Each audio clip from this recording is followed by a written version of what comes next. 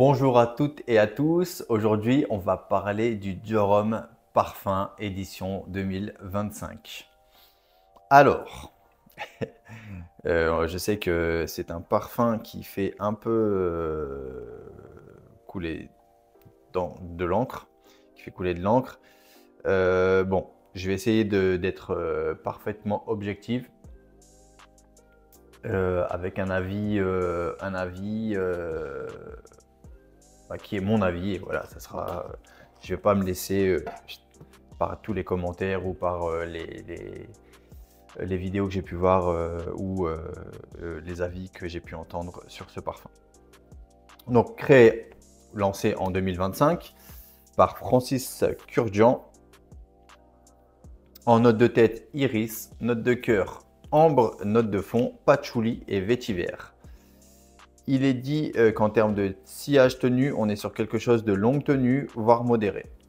Donc modéré, voire longue tenue. Donc Dior Homme Parfum, il y a eu plusieurs éditions. Il y a eu plusieurs reformulations. Et il y a eu plusieurs déceptions aussi. Donc, avec mon regard à moi sur Dior Homme Parfum, mon regard, il est de celui d'un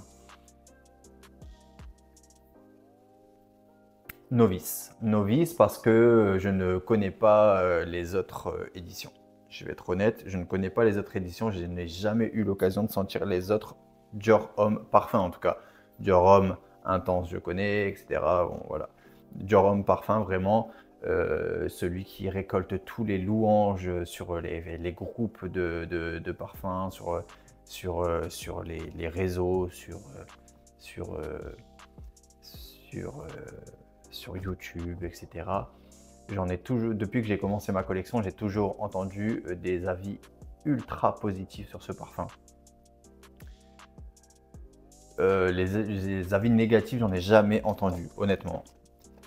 Ensuite vient cette édition 2025. Donc moi, je vais l'essayer une première fois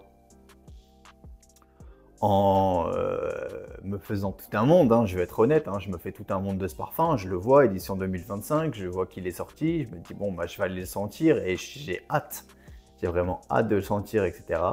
Donc je le mets sur ma main et je le mets sur mon poignet et je me fais mon avis.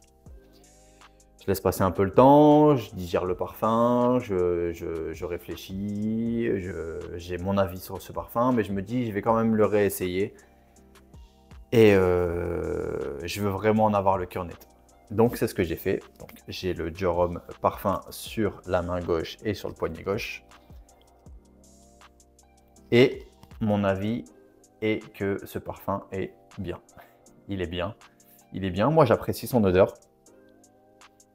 J'apprécie son odeur. Je trouve que l'iris est sympa, on sent ce côté ambré, mais on sent aussi, pour moi, on sent un peu le patchouli. Et il est bien. Mais il est juste bien en fait. C'est ça le problème. C'est qu'il n'est pas waouh, il n'est pas extraordinaire, il m'a pas décontenancé, il m'a pas mis une claque, il m'a pas surpris, il m'a pas. J'ai pas été. Je me suis pas dit ouais c'est. Pouah, je prends une claque, je ne connais pas, je n'ai jamais senti un truc comme ça. Non. C'est très commun quand même, on va pas se mentir. Moi, j'ai plus la sensation d'un iris lambda. C'est pour ça que je dis qu'il est bien, parce que moi, j'ai des parfums qui vont potentiellement lui ressembler sans forcément être une copie conforme et que je trouve meilleur. Donc, je me suis dit, mince, est-ce que l'éloge de ce parfum est dû au fait que ça soit un Dior? Je me suis dit non, c'est pas possible, c'est pas possible. Je pense qu'il a eu l'effet du Dior comme le bois d'argent au final. À sa sortie, un parfum magnifique, reformulé, reformulé, reformulé, reformulé. Aujourd'hui, ça devient un parfum, je vais être dur, hein, mais médiocre. médiocre. Le bois d'argent, je suis désolé, mais je l'ai encore ressenti il n'y a pas si longtemps que ça. Honnêtement, je m'ennuie en le sentant.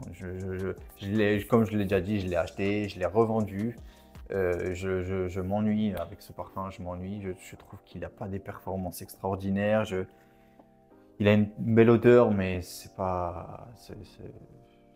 Je m'ennuie. Et là, ce Durham parfum, il me procure un peu ce sentiment, c'est de. Ouais, bon, c'est bien, hein, mais il n'y a rien d'extraordinaire, quoi. Il n'y a rien d'extraordinaire. Alors, j'ai vu des vidéos, notamment Bilo. Bilo, que je salue s'il regarde cette vidéo. C'est un très bon reviewer de parfums, pour ceux qui ne le connaissent pas. Qui lui est un très gros adepte des parfums Dior, Durham parfum, du coup, justement. Et c'est un parfum qu'il a re-rentré dans sa collection maintes et maintes fois, apparemment, d'après ce que j'ai compris. Il est très habitué à ce parfum, donc les éditions précédentes. Et il l'a exposé dans sa vidéo. Je vous invite à aller la voir d'ailleurs parce que c'est très intéressant. Il a exposé une certaine déception et on le voit dans cette vidéo qu'il est vraiment déçu et que ça l'embête. Ça l'embête qu'ils ont fait de ce parfum ce qu'ils en ont fait là, justement. Lui, c'était vraiment, je pense que c'était un de ses parfums, je ne veux pas dire signature parce que je ne sais pas, je ne veux pas parler en son nom, mais il avait vraiment, je pense que c'était un parfum qui lui tenait vraiment à cœur. Et de voir ce qu'ils en ont fait, à mon avis, ça l'a beaucoup déçu. On le sent au fil de sa revue.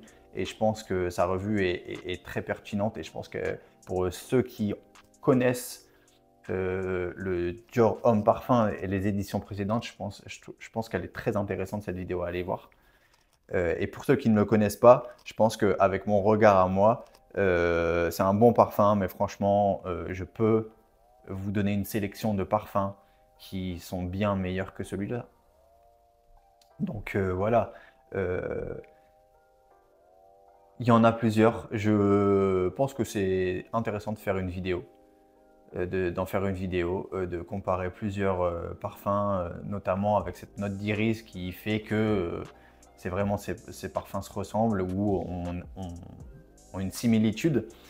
Et je vais en faire une vidéo, je pense que je vais la tourner juste après parce que j'ai 2-3 parfums là dans ma collection qui valent le coup et qui valent mieux que le Durham parfum. Je suis désolé d'avoir un avis un peu négatif comme ça, même s'il reste bien. Attention, si vous l'aimez et que vous aimez ce parfum, c'est tout à fait logique parce qu'il est bien. Hein. Il est bien, il n'est pas nul. Hein. Attention, c'est pas ce que je dis. Mais je vois sur Fragrantica et encore une fois, et c'est ce que j'ai dit dans les vidéos précédentes quand je parle de Dior, et notamment Francis Kurkdjian, depuis qu'il a repris les rênes des parfums chez Dior, c'est une catastrophe en termes d'avis. Il est là sur Notino, il a 2,45 et franchement, depuis que je fais des revues sur les Dior et que c'est Francis Kurkdjian à la baguette, c'est que des déceptions sur Fragrantica. Hein. C'est pas forcément mon avis à moi, hein, c'est sur Fragrantica. Bon, il y a des parfums qui se font descendre et que moi j'ai apprécié. Mais là, je pense que la déception est justifiée par rapport à ce que j'ai vu, par rapport à ce que j'ai entendu et par rapport à moi, mon ressenti. Je pense qu'elle est justifiée. C'est un parfum. Bah, il le dit, Bilo, je crois, il le dit dans sa vidéo quelconque. Malheureusement. C'est décevant, c'est décevant. J'en attendais beaucoup hein, de ce parfum. Et je le sens là, il me plaît. Hein, et en soi, je passe un bon moment avec ce parfum-là. Mais je passe un bon moment comme je peux en passer avec plein d'autres. Avec plein d'autres. Et je vais faire la vidéo là juste après. Et je vais vous présenter des parfums qui sont mieux que celui-là. Et avec lesquels je passe des bien meilleurs moments. Donc voilà. C'est tout pour mon avis sur le Dior Homme Parfum 2025. Je précise bien 2025. Je n'ai pas d'avis à donner sur les éditions précédentes puisque je ne les ai pas senties. Donc voilà, c'est mon avis dans l'état. Peut-être que je changerai d'avis plus tard. Peut-être qu'en ayant senti des versions précédentes, si j'ai la chance un jour de les sentir, je dirais ouais, effectivement, c'est justifié. Mais voilà, dans l'état, c'est mon avis. Donc je vous remercie de m'avoir regardé jusqu'au bout. Je vous dis prenez soin de vous. À bientôt. Ciao.